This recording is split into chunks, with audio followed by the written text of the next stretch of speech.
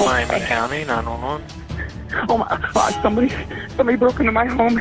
Somebody broke into my home and shot my wife. Are they still in there? I don't know. I don't know. Okay, what's the address? Please hurry. Please hurry. She had no reason to believe that night would be her last. Andrea Flynn was 26 years old. She was a wife, a daughter, a woman with a whole future still waiting to happen. By all accounts, she was kind, quiet, the kind of person who made a room feel warmer just by walking into it. But at 2:30 in the morning on a cold Ohio night, in the bedroom of her own home in Tipp City, Andrea was shot and killed. And the man who called 911 to report it was her husband. His name was Caleb Flynn. Some people might recognize that name. A few years before this night, Caleb had stood on the American Idol stage. He had sung in front of millions of viewers. He had chased a dream. He had smiled for cameras and charmed audiences and let the whole country watch him reach for something bigger than himself. That version of Caleb Flynn seemed like a completely different person from the man detectives would encounter in the hours and days that followed.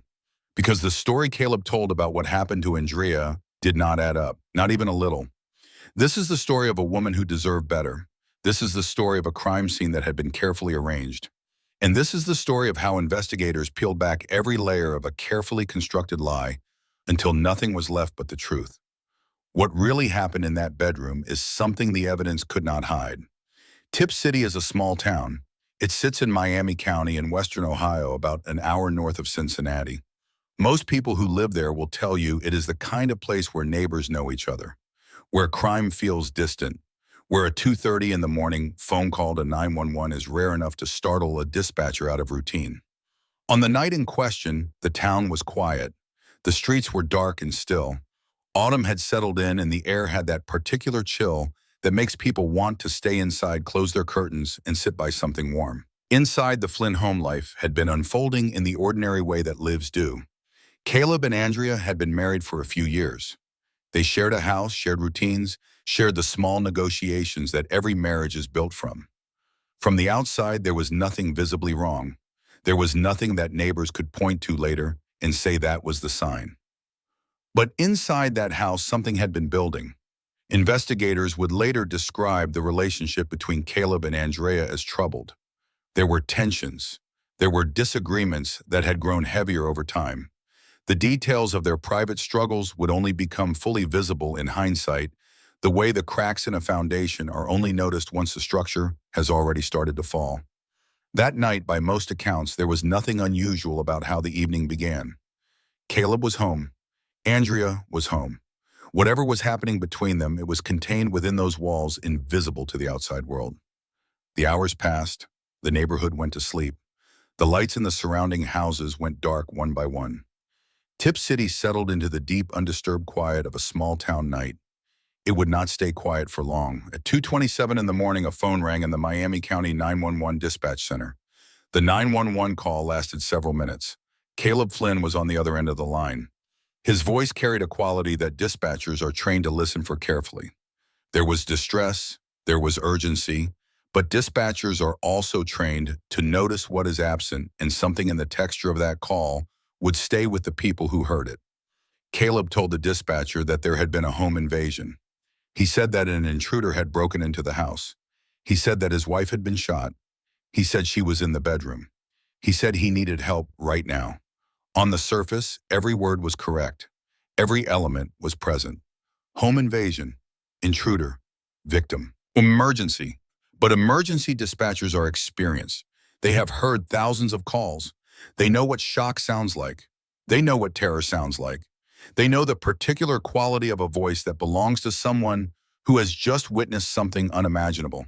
And something about this call felt slightly off. Not dramatically, not in a way that you could point to immediately and call a lie. Just slightly, a degree or two away from where it should have been. Officers were dispatched immediately. The address was logged. Patrol cars rolled toward the Flynn residence through the empty streets.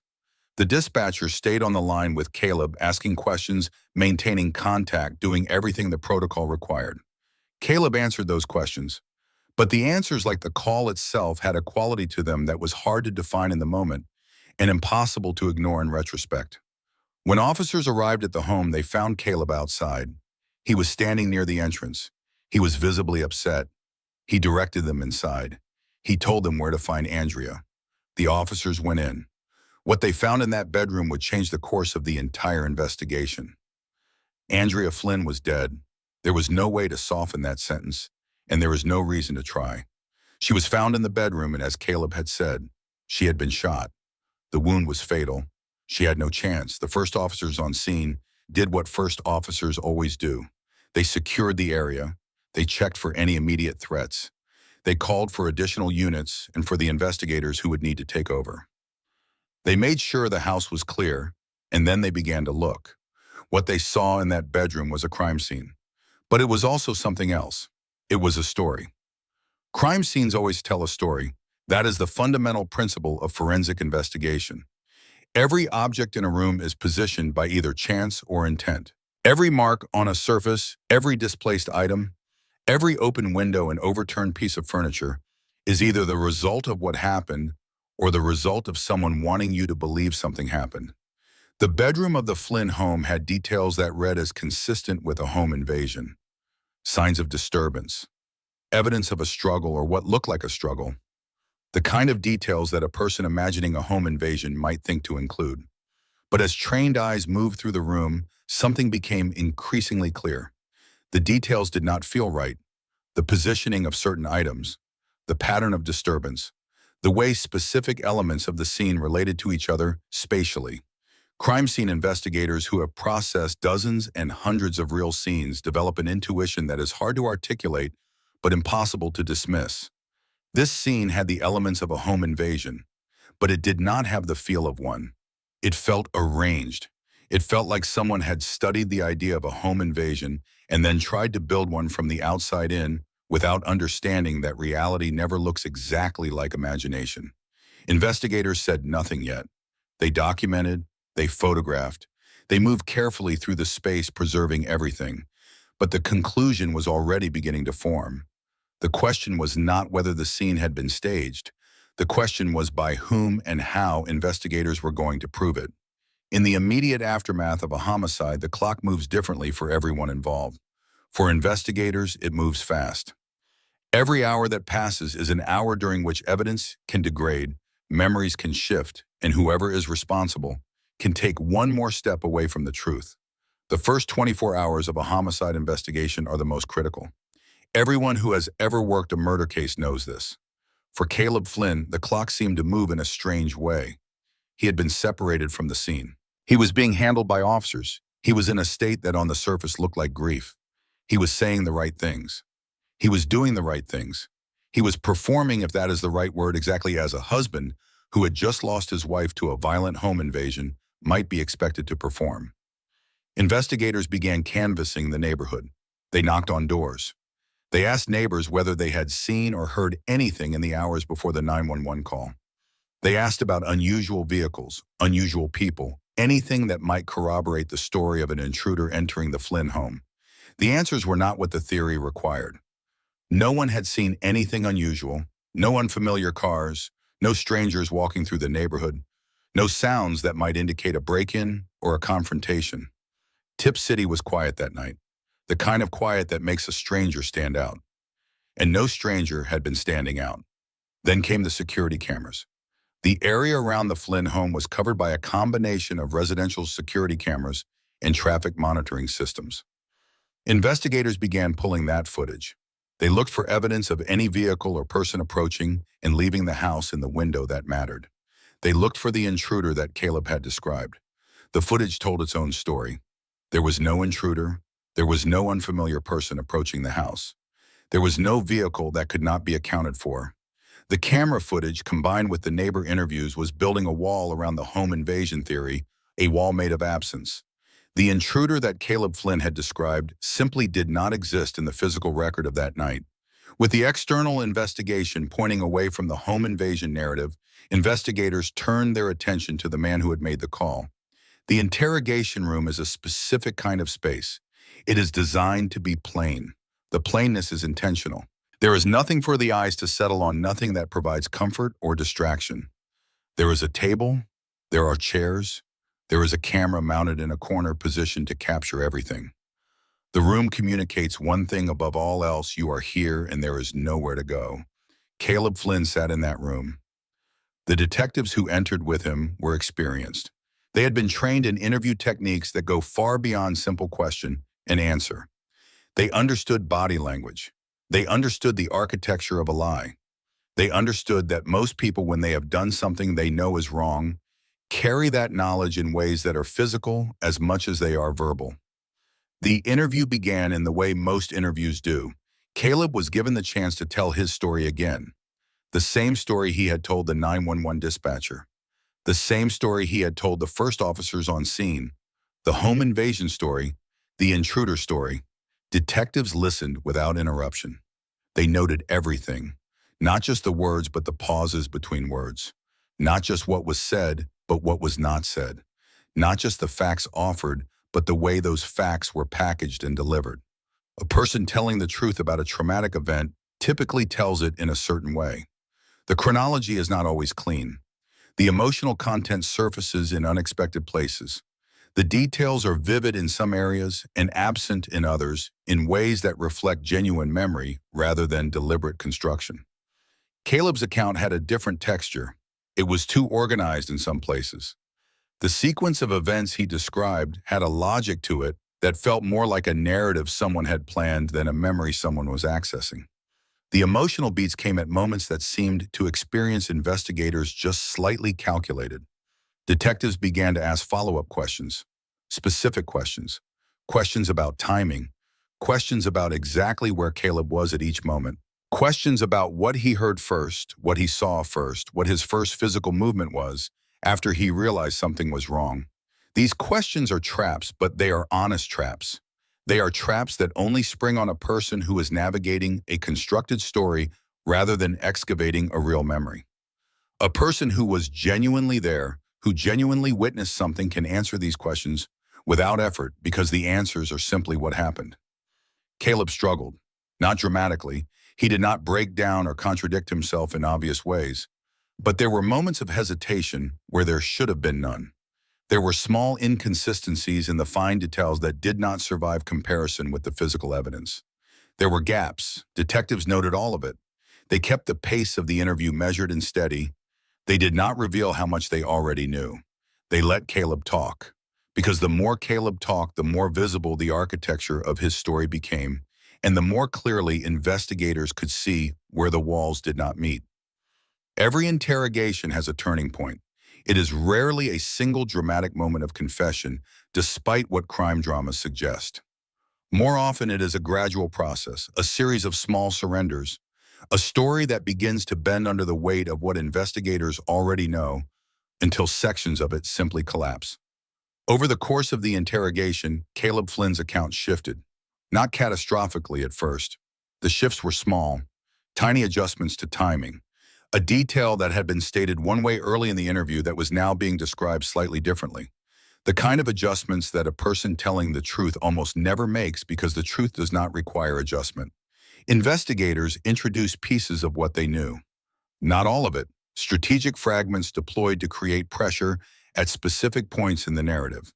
The camera footage, the neighbor accounts, the elements of the crime scene that did not align with an intruder's actions. Each piece of information was like a stone placed on a structure. The structure could hold one stone and two stones and three, but at a certain point, structures fail.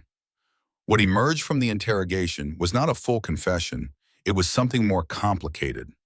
It was a man who had built a story and was trying to hold it together while the materials beneath it were being removed one by one. He maintained that there had been an intruder. He maintained that he had not harmed Andrea. But the details of how and when and where became increasingly difficult to reconcile with the physical record of that night. Investigators also had something that Caleb did not know they had. They had the forensic evidence from the bedroom.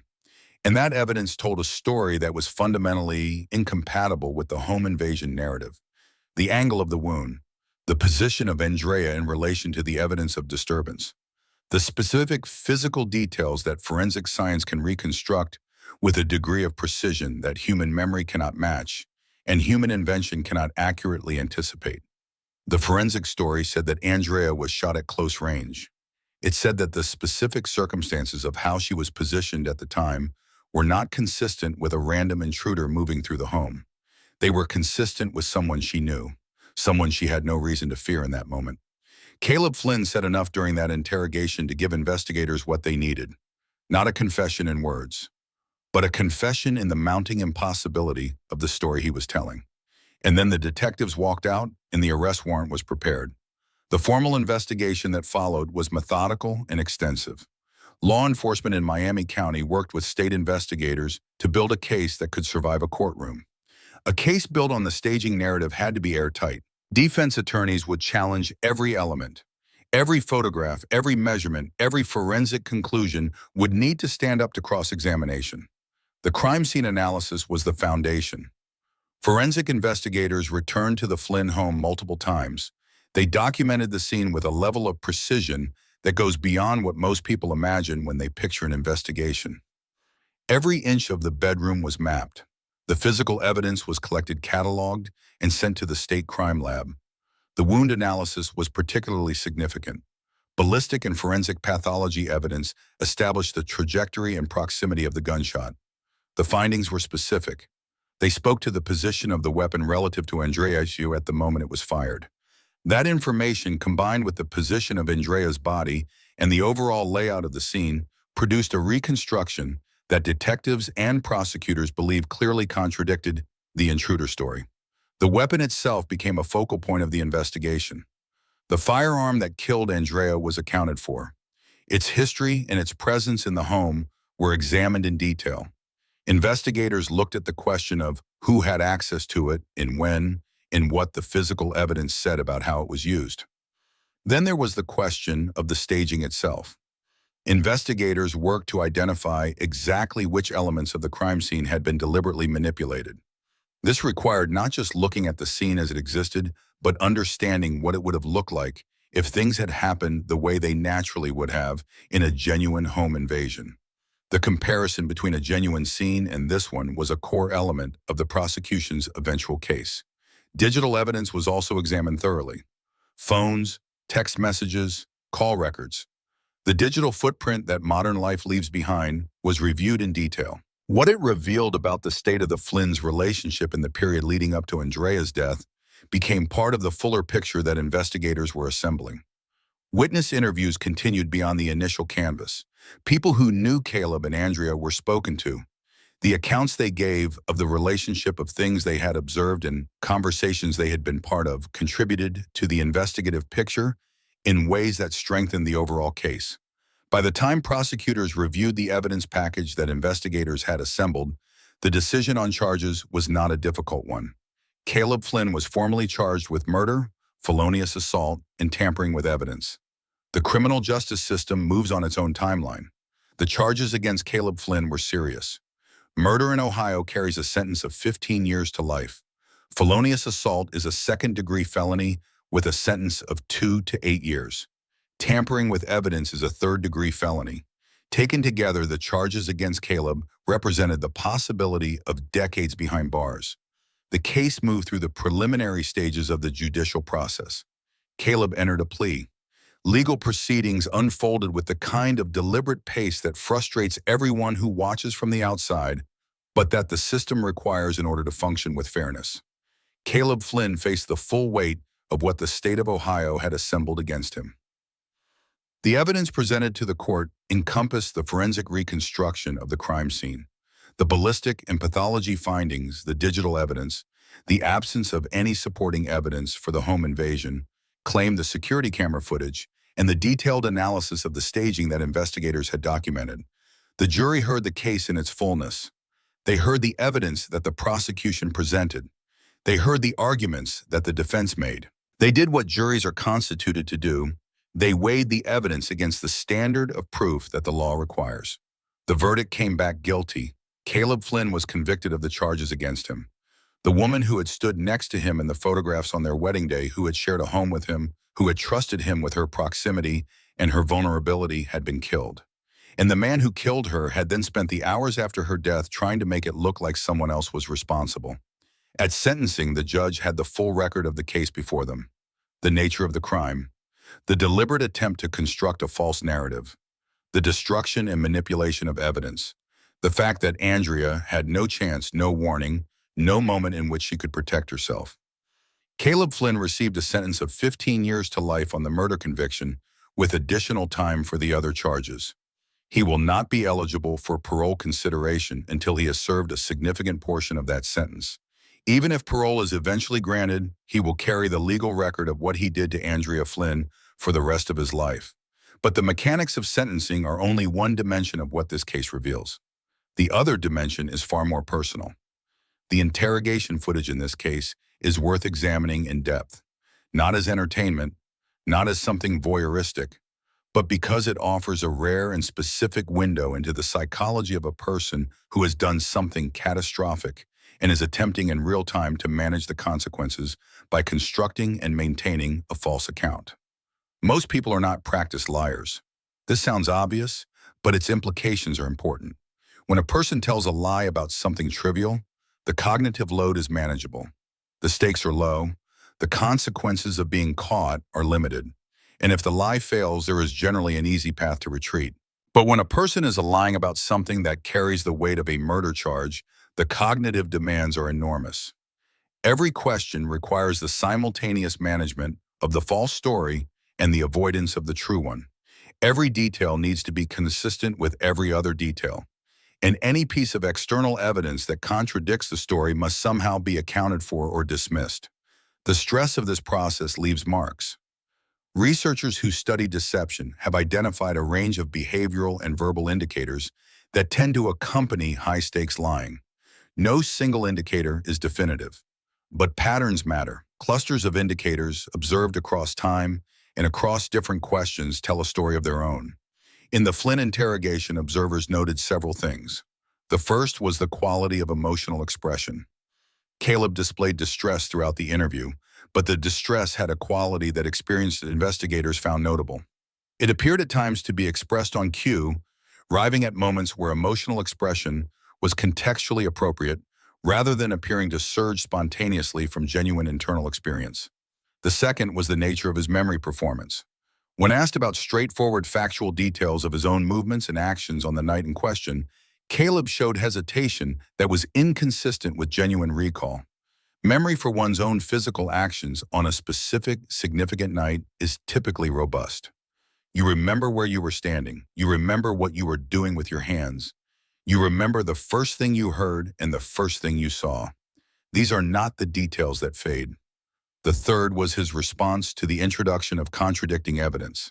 When investigators began presenting elements of what they knew, Caleb's behavior shifted in ways consistent with what psychologists call narrative management. Rather than expressing the confusion or indignation that an innocent person confronted with impossible accusations typically displays, his responses had the quality of someone recalibrating a story rather than challenging a false accusation.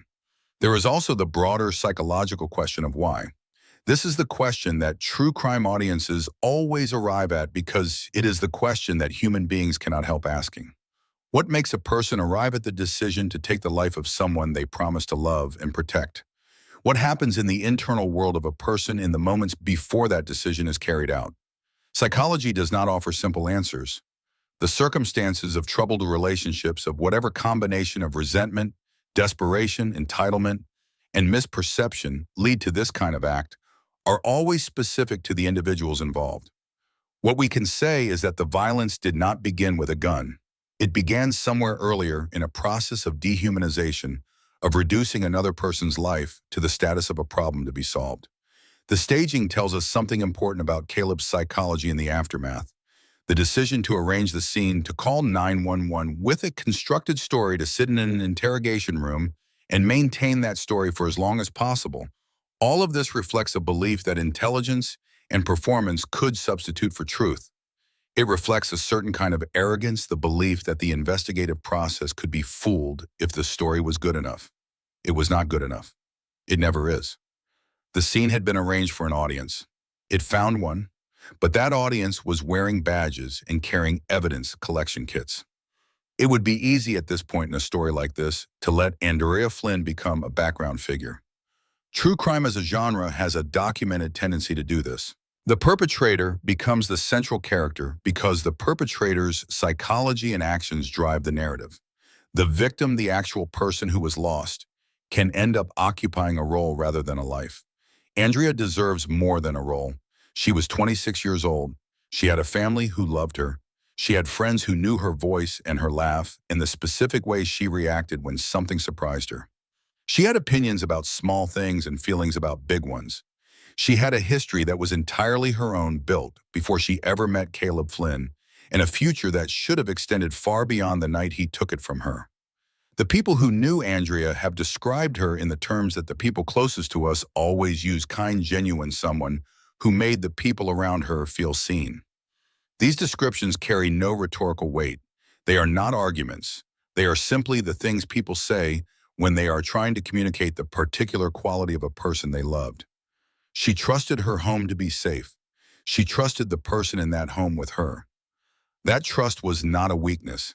It was what human beings extend to the people they have chosen to build a life with. It was reasonable, it was deserved, it was violated in the most irreversible way possible.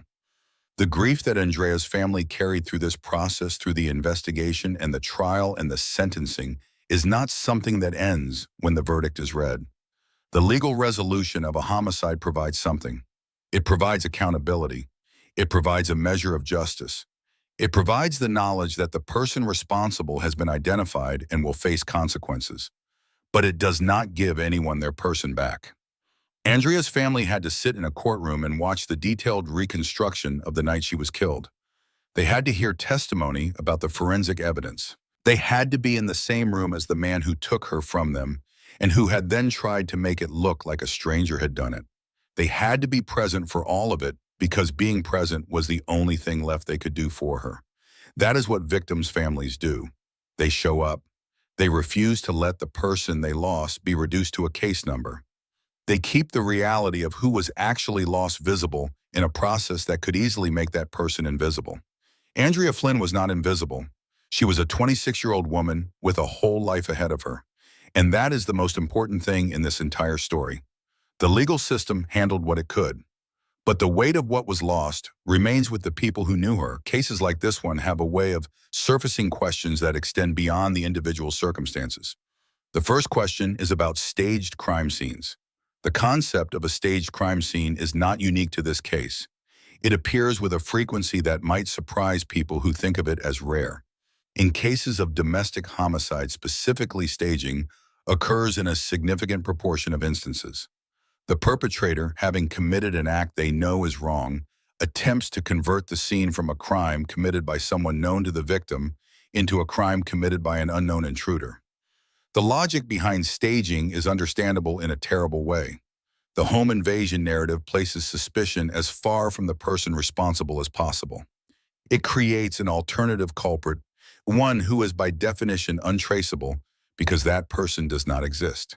And it places the person who was actually responsible in the role of a second victim, someone who also suffered, someone who called for help, someone who should be comforted rather than investigated.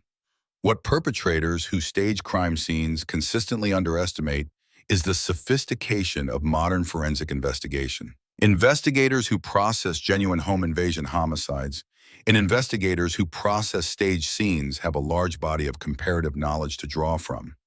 They know what real scenes look like. They know the specific patterns of disturbance that result from an actual intruder moving through an unfamiliar space in a high-stress situation. And they know how those patterns differ from the patterns that result from someone arranging a scene with deliberate intent. The second question this case raises is about the danger that exists within domestic relationships. The statistics on domestic homicide in the United States are sobering. Partners and ex-partners represent the single largest category of perpetrators in women's homicides. The home, the space that should be the safest, is statistically one of the most dangerous places for women. These numbers are not abstract. They represent individual human beings, each one of them a person like Andrea. The warning signs of a relationship moving toward danger are not always visible from the outside. Sometimes they are not visible to the person inside the relationship either. But the research on domestic violence escalation consistently identifies patterns: increasing control, isolation from support networks, Volatile emotional responses, a sense on the part of one partner that the other is a possession rather than a person. The third question is about performance and authenticity. Caleb Flynn had experience in front of cameras. He had stood on the American Idol stage and performed for a national television audience. He knew at least professionally how to present himself, how to project an emotion, how to create an impression. And yet the performance he delivered in the 911 call and in the interrogation room was not good enough. The investigators who encountered him were not a television audience. They were not watching for entertainment. They were watching for truth. The skills that serve a person well on a stage do not serve a person well in an interrogation room because the audience is different. A television audience suspends disbelief. An investigator specifically does not. This case is also a reminder about the power of absence as evidence. The security camera footage that showed no intruder. The neighbor interviews that corroborated no unusual activity. The forensic evidence that aligned with no random encounter. These are all forms of nothing. And yet that nothing was the most powerful evidence in the case. The home invasion narrative required certain things to exist in the physical record. Those things did not exist. And the absence of those things was in the end just as damning as any piece of physical evidence collected from the scene. Cases like this one change how investigators approach every scene afterward. They are in a grim way lessons in the craft of finding the truth. Caleb Flynn sat in a courtroom in Ohio and heard a verdict read that will define the rest of his life. Andrea Flynn never sat in that courtroom. She never had the chance to speak for herself in any venue that followed her death. Her voice in this story, as in the stories of so many victims of domestic homicide, is constructed from what the people who knew her remember, from what the evidence suggests, and from the imagination that all of us bring to the task of trying to understand a person we will never meet. The staging of a crime scene is an act of disrespect that operates on multiple levels. It disrespects the people who investigate it by treating their professionalism as something that can be deceived with a carefully arranged room. It disrespects the judicial system by treating the process of justice as something that can be navigated with a good enough story. And most profoundly, it disrespects the victim by making her death not just a loss, but a tool, something to be shaped and positioned in service of the person who caused it. Andrea was not a tool. She was not a prop in someone else's narrative.